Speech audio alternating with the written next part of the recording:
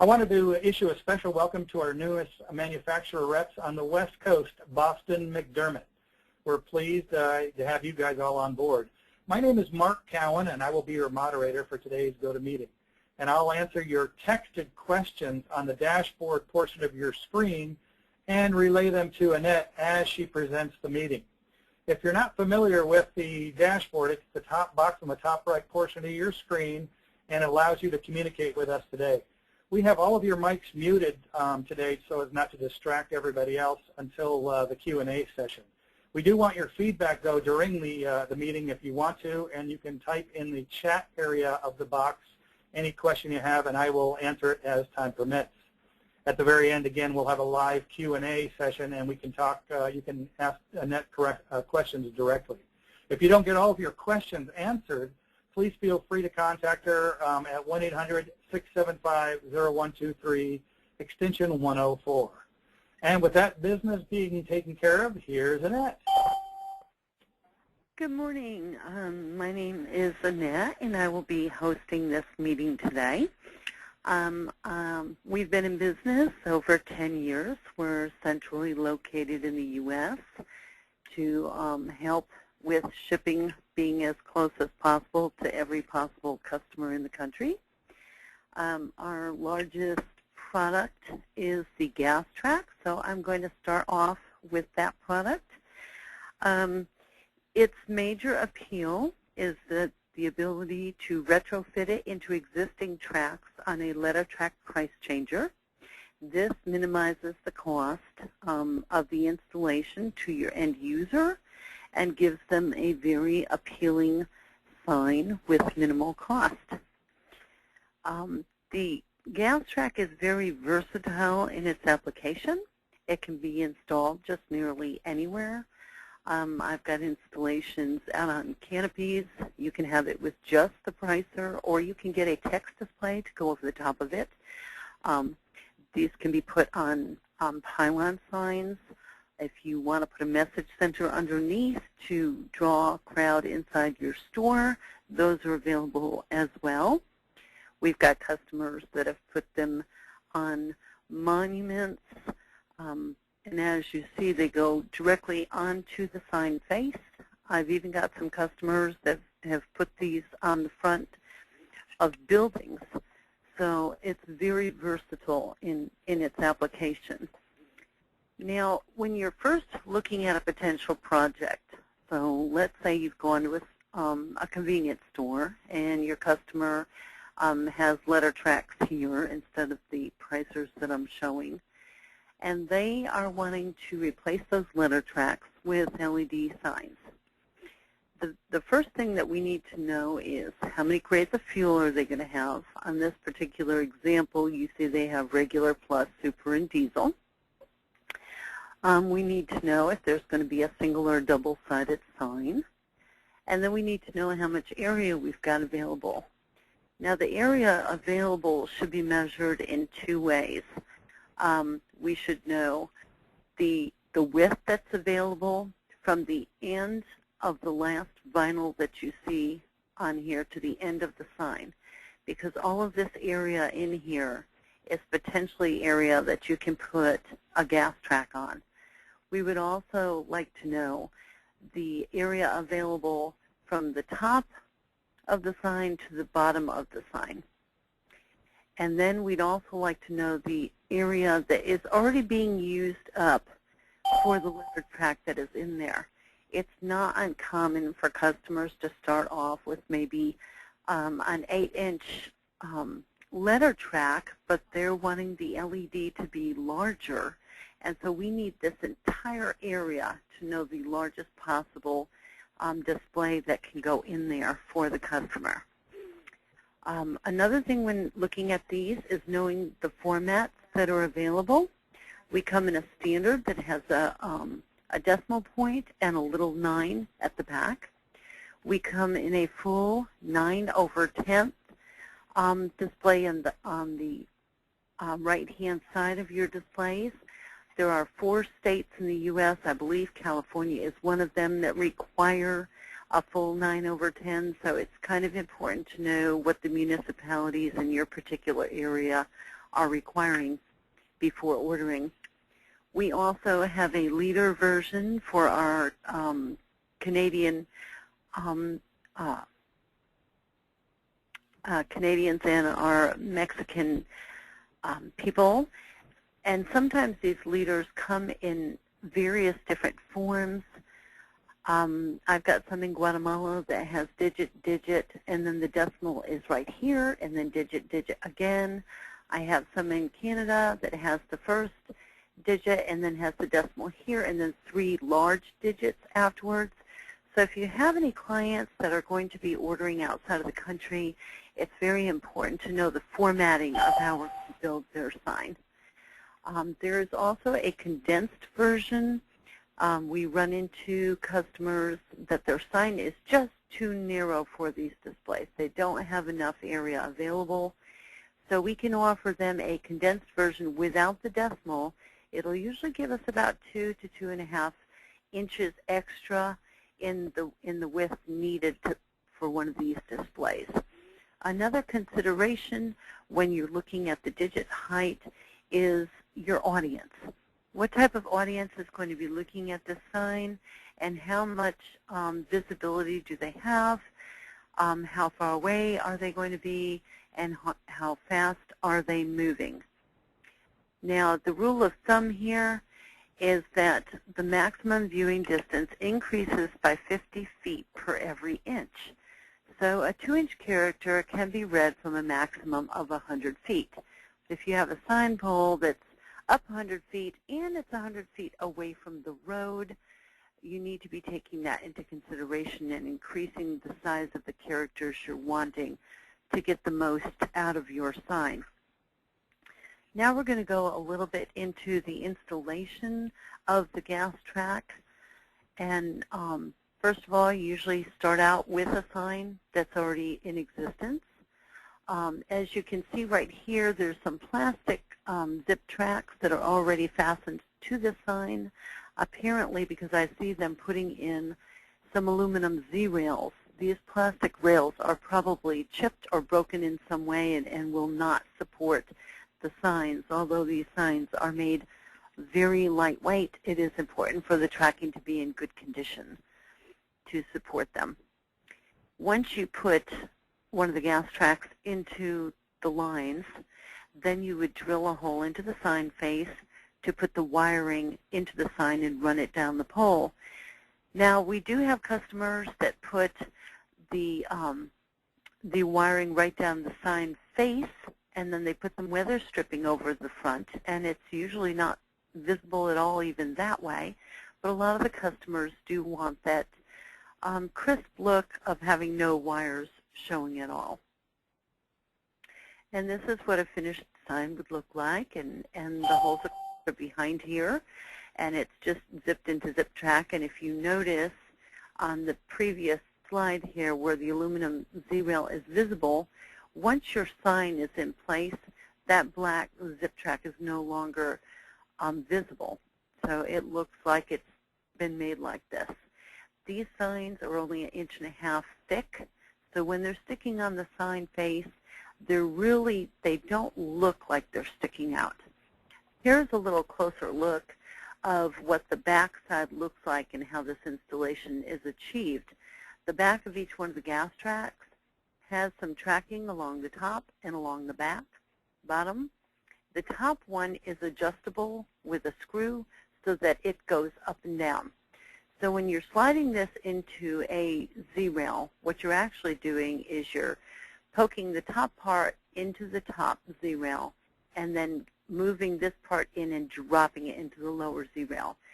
Then you're taking a screwdriver and screwing down on this screw, which will lift this tracking up against that Z-rail, which tightens the sign and makes it stay in there.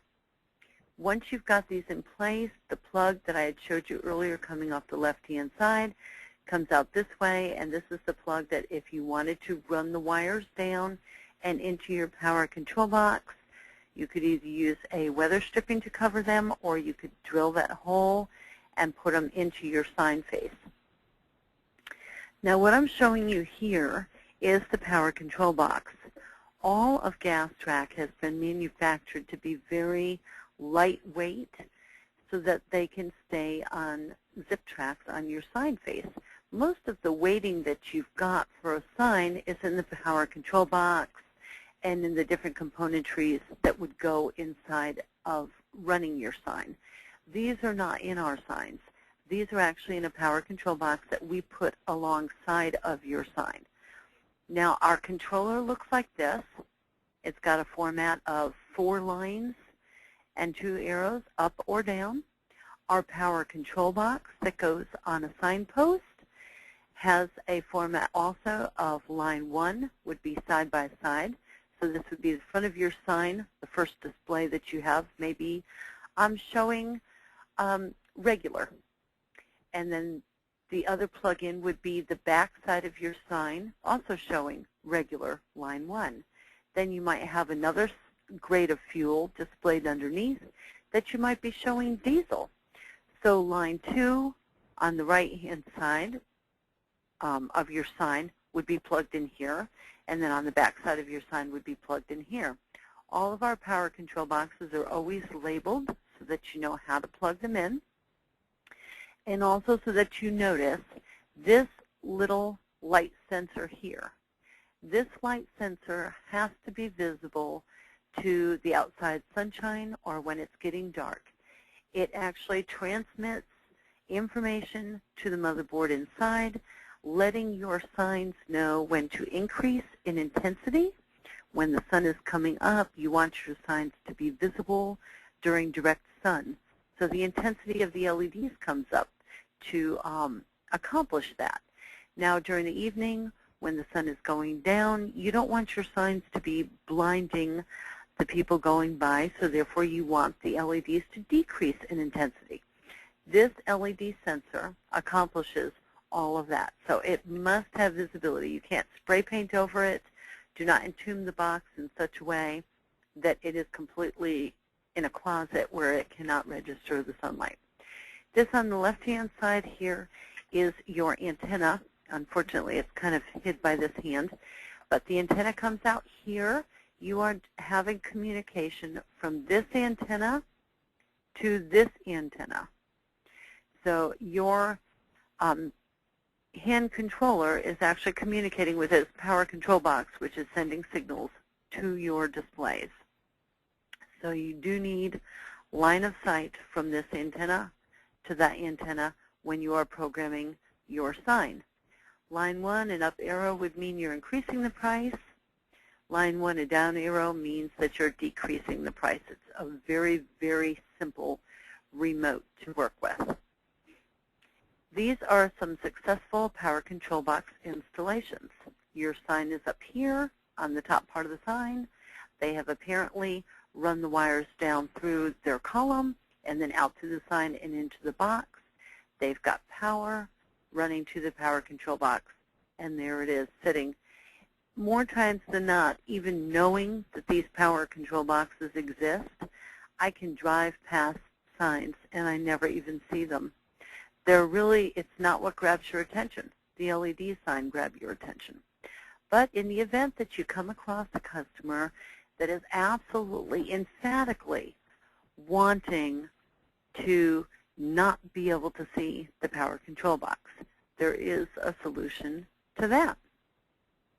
If you were to put this power control box right here, where it is right now, and you were to take 2 panels over the front from here to here, and another panel over the back from there to there, you could put this power control box effectively making it invisible. But if you notice, the light sensor underneath here is still visible. It can still see that it's light outside. So you have to make sure that even if you cover it so that you can't see, that that light sensor is still able to tell when it's light or dark. The next thing we will be discussing is Canopy applications. Canopy applications can be difficult or easy depending on if we do it right the first time. One of the most important things on a Canopy application is measuring the canopy.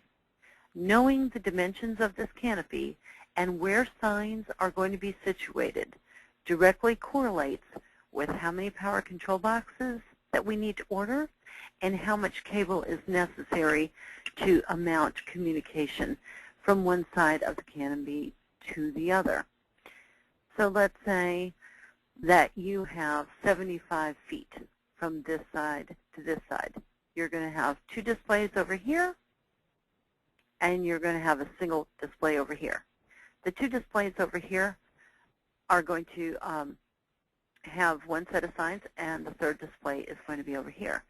You can plug these two into this master box, and then you can have a slave box on the other end, and you will need to account for 75 foot of cable connecting the two if you expect these three signs to change at the same time, reflecting the same grade of fuel that you're displaying. So I can't stress that enough. It's imperative when you're going out or you're patrolling equipment, people are going out. If they have a customer that is wanting to do a canopy application, we really do need the dimensions, because that way your customer is ultimately satisfied the first time and he doesn't have to wait with a bucket truck while we send out another power control box, which could take 2 to 3 days to get there. So it's always important to get it right the first time.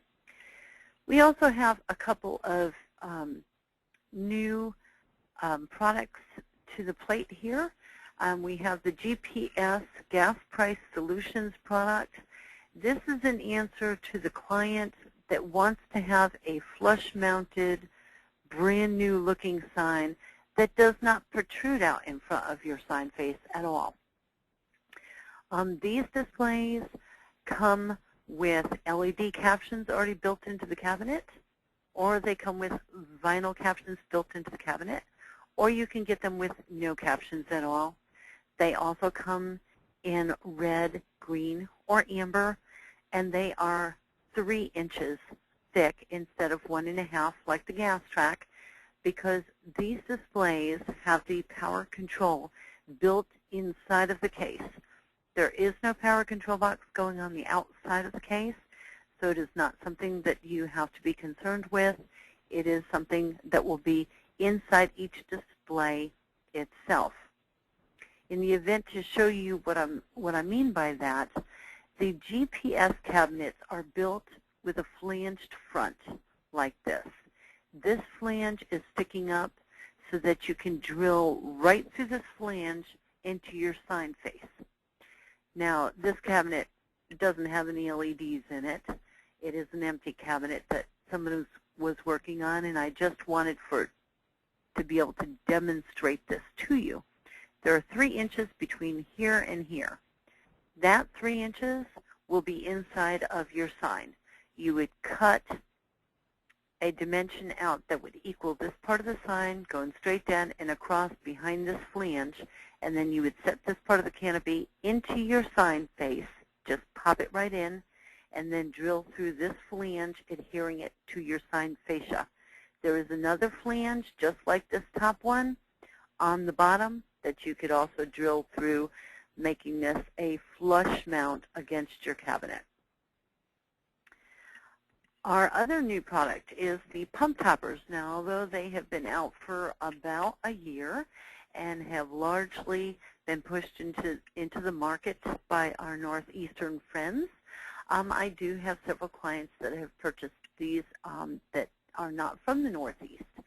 So if you have a client that is wanting a pump topper, this is a great way to display your prices and also have a message board. While you've got a captive audience standing here pumping their gas, you could send some messages across here and drive them straight into your store, into the bottom line of the convenience market where they're really making their money. A couple things that we need to be aware of when we are looking to place orders for pump toppers or working with a client. When you're out there at the site, we need to have measurements of the top of the pump span from left to right, from lower to top. We have clients that want to double stack these with cash credit vinyls in between because their municipality does not allow for fluctuating gas prices.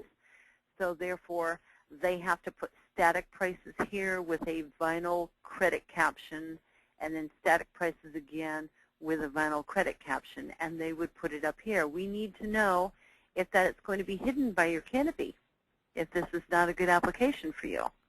We need to know if your pump is selling 4 grades of fuel and it's not wide enough for a 3+1. Inevitably, we don't want to sell you something that your customer is not going to be able to use and is going to be dissatisfied.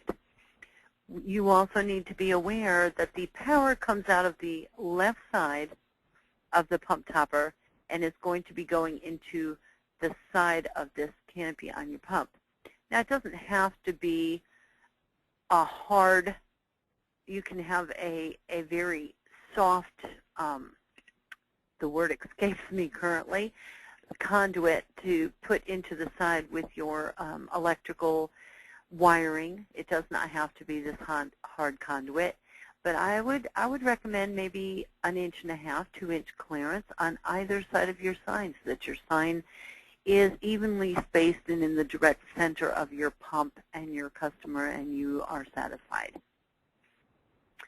Another great product that we've got at this point is the Max View. This is the new kid to the block. The Max View is to accommodate all those people that are wanting billboard pricing. They are wanting to reach an audience that is out on the highway, far, far and away.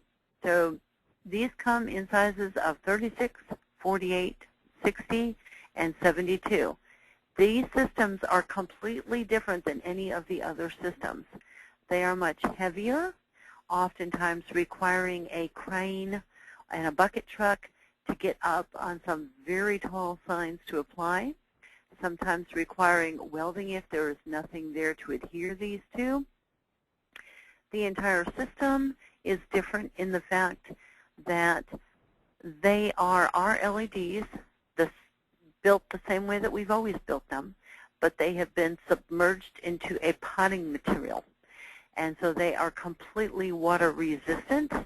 Each one of the digits are made up of, I don't know how many, but quite a few of these little blocks, so that if you have a section of digit the LEDs are failing with, you can go up there and pop these out like Legos.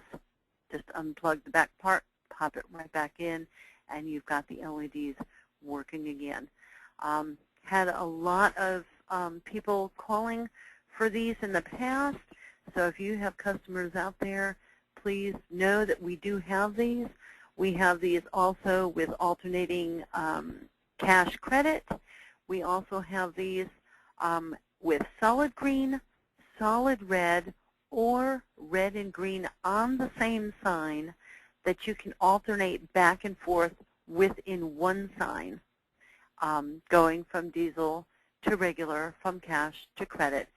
So the Max View are quite versatile in their applications. It's just, like I've said for several of the other things, it's whatever the municipalities in the area where you're going to be putting these signs really kind of dictates what can or cannot be done in those areas. And this is the Unitrack. The Unitrack I have put up there, we have 2 different message boards. We have an EconoTrack and we have a Unitrack. It is not uncommon for me to have a customer call.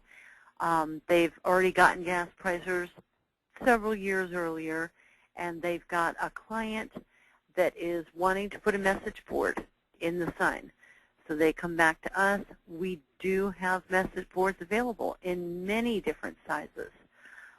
So if you have a customer that is looking for a message board, that is completely within our realm as well. It will definitely open up opportunities for your customers. We have quite a bit of literature still left. We have some old material still left. We have just finished putting together a brand new product guide. The product guide is only in e-form at this point. We don't have any printed yet. We're kind of waiting for one of our printed catalogs to come back and approve through that first before we go and like mass produce these. So we do have price sheets for our products. Most of the manufacturers' reps have gotten loose leaf notebooks. I would be more than glad to send out loose leaf notebooks to any of our new reps that have never received any of these.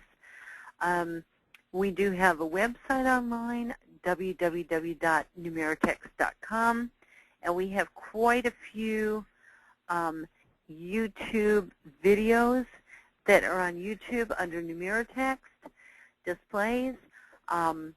We've got how to do it, shows you how to install a gas track.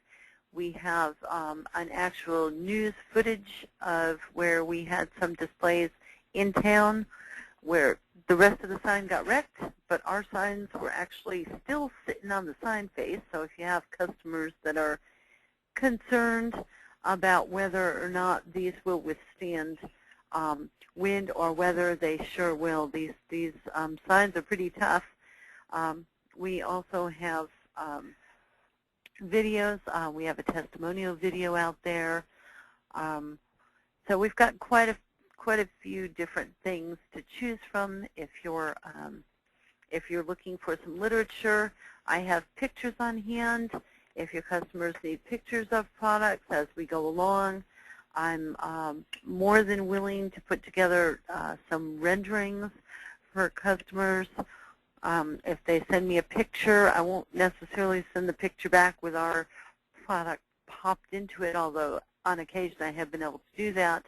But more times than not, it'll be just a mock rendering of the picture that they've sent. So I'm going to send this back to my organizer, Mark Cowan. And I got you, Annette. Thank you very much. That's great. Now we're at the Q&A portion of the meeting, so if any of you guys have any questions, I'm going to unmute your mics, and you're all welcome to talk and ask Annette any questions. I have a couple real quick that I'll ask that I know everybody probably has a little bit of interest in. Is there, first of all, Annette, is there any leeway in the pricing if we're in the middle of negotiations? There is always leeway in pricing. We do match competitor quotes. We also work with people. We give discounts. If you have a customer in a pinch and you know that this is the difference between making a sale or not, by all means, call me or give a discount, a 5% discount. Try to get the sale. Ultimately, that's what we're after here. We all want to be profitable. All right, very good. One more. If you put the power control box inside the sign, how does the controller communicate with the antenna? Okay, if you put the power control box inside of the sign, we do have a antenna extension kit that you could actually run a 5-foot line outside to your sign pole that would give it a much better communication if you are having difficulty because you've put that power control box in. I've had several customers use those and with some pretty good success. All right, we got another one. Do you have any sample displays that we can use in the field? We do send out demos for expos. We also sell demos to various different people.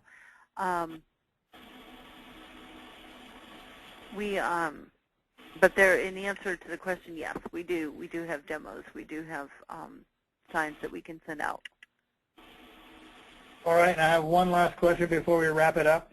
Do the GPS series displays also come with a power control box? They do come with a power control box, but it's not the kind that is outside of the sign. It is actually built into the sign itself. And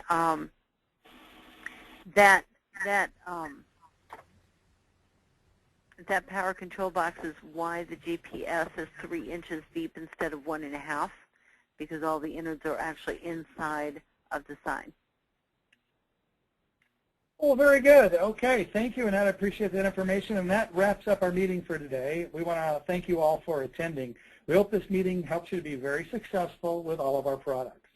Let Annette know if you have any questions or need any material. She is more than happy to help you with quotes, questions, or materials at any time. And you can reach her, of course, at 1-800-675-0123, and she's at extension 104. Thanks again, everybody, for attending, and have a great day.